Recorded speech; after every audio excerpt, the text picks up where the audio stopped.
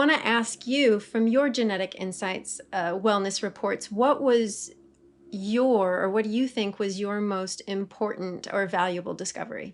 Most important and valuable. Yeah, that's an interesting one. So are we talking health wise or well-being wise? I think Because I let's would go say both. I think let's look at both. okay. I know we're probably already going over time here, but we said we do a part two if necessary. Yeah, so, okay. So health-wise, I guess, is a bit easier to explain. As I've talked about in other videos, I believe, by the time this one comes out, but I'm happy to say it again, one of the biggest breakthroughs for my health when I was just feeling awful and nothing was working, and many problems I'd had for a long time that had been less suddenly got way worse, and a bunch of new problems arrived. And long story short, I discovered that one of the fundamental issues is that I had very high levels of lead.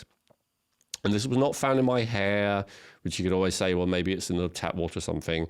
This was not even found in my urine, because then you could say, well, you know, you were peeing it out, but it doesn't necessarily mean you had a lot of it. This was in my blood. And so when you have a poison like that in a high level in your blood, that means you have a poison like that in your high level in your brain, in your kidneys, in every organ and every system in your body. It's really, really not good. And something less dramatic, but, you know, ditto was also true with mycotoxins, mold toxins. But the thing that led me to want to investigate in the first place is that I discovered that so I talked about everything other than this, I think, actually. I talked about lab markers, talked about nutrients, talked about health types, health risks, personality. But we haven't talked about, we also do reports on the most common toxins, specifically the heavy metals. So lead, mercury, arsenic, cadmium, maybe another one. And it turned out my ability to detoxify and remove lead from my body was significantly less than other people. And this was like extremely helpful information. And then, you know, when I did the blood test to confirm it basically, you could easily, like, if I were a person of hyperbole, I could say, oh, that explains everything. Like, I went to my medical, mainstream, normal GP over here, and who had been at a loss to explain any of what was going on to me. And I showed him those results, and then they retested it to make sure it was real, because they don't trust, you know, alternative companies. And sure enough, they saw it was equally high. And I go, could this be causing all my symptoms? And he goes, yeah, might well be. Do you want anything you can do to help? No, not really. But to be fair to him, there's not a lot you can do with lead toxicity, except for in the very extreme cases. Part of the problem is it gets stored in your bones and slowly released into your bloodstream, and there's not a lot you can do about it. But anyway, if it hadn't have been for knowing that I have that tendency, I might never have tested for it in the first place. So this is one of the things. Do not see any of our reports as a diagnosis. Just because you've got a high risk of something doesn't mean you've had it, doesn't mean you do have it, and doesn't mean you'll ever have it. What it does mean is that it might well be worth testing for, right? At an age-appropriate time. Obviously, if you're 20 and you have a report that says you have a high chance of osteoporosis, it does happen to 20-year-olds, but very, very rarely. So if you're not experiencing any pain and any issues, probably not worth testing for, right? But when it comes to something, you know, that is age appropriate, that could well be the case, then because testing often is a lot of hassle and a lot of money. So I'd rather hassle trying to get your insurance company or your doctor or whatever to order it and to pay for it, or, you know, it's a lot of money to pay for it to do it yourself privately. So just testing everything that might be wrong with you, or testing everything that you might be able to improve, is ridiculously expensive. So whereas our reports are not, they are ridiculously cheap. So they can help you to identify what are the factors that it would be a good idea for me to perhaps test. And so for me, this lead was one of them. So that was a game changer. My lead, when I first did the test, was something like 27.5 micrograms per deciliter. The high end of the range it should be, according to this scale, was 3. And really, you don't want it above 1. And once it gets to 45, according to the World Health Organization, that's where you might consider hospitalizing a person and doing aggressive chelation therapy, because it's so poisonous. So, and anything above 5 is extremely dangerous in a child, could learn to could lead to, not growing properly and all kinds of serious issues. So this was not life-threateningly terrible, but it was not good. And I've now got it down to 6.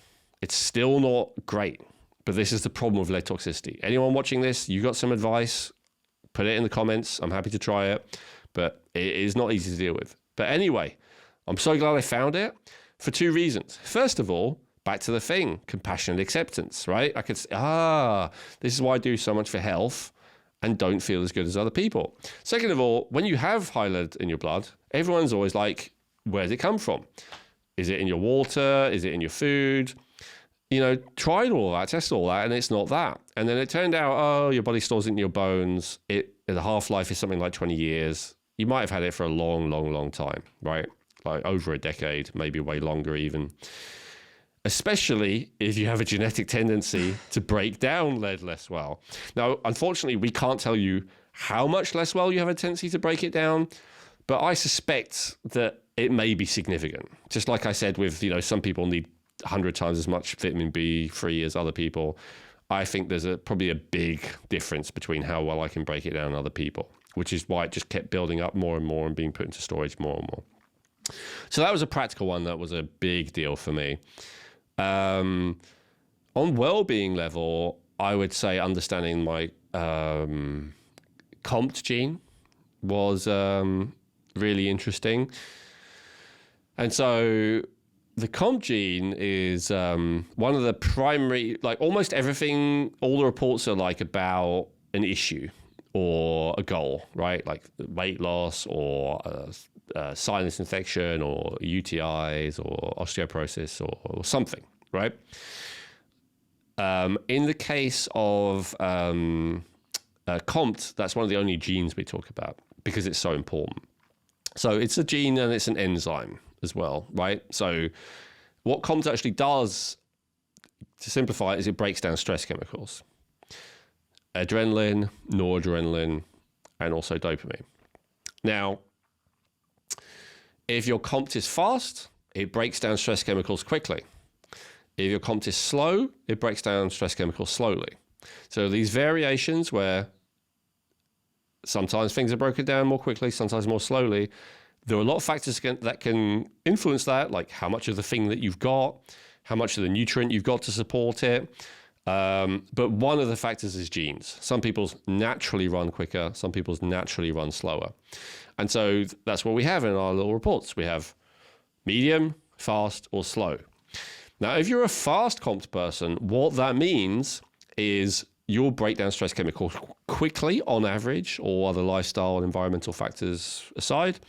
And so you will tend to deal with stress well. If you're in a chaotic environment, if you're in a war zone, or if you're in an emotional equivalent of a war zone, you'll be okay. Why? Because as fast as your adrenal glands are popping out stress chemicals, you're breaking them back down again. And as soon as the drama's over, you're fine again. On the other hand, if your COMT enzyme breaks those stress chemicals down slowly, then you can have an incident, a stressful incident, and then a few minutes later, you're not better. You're still stressed.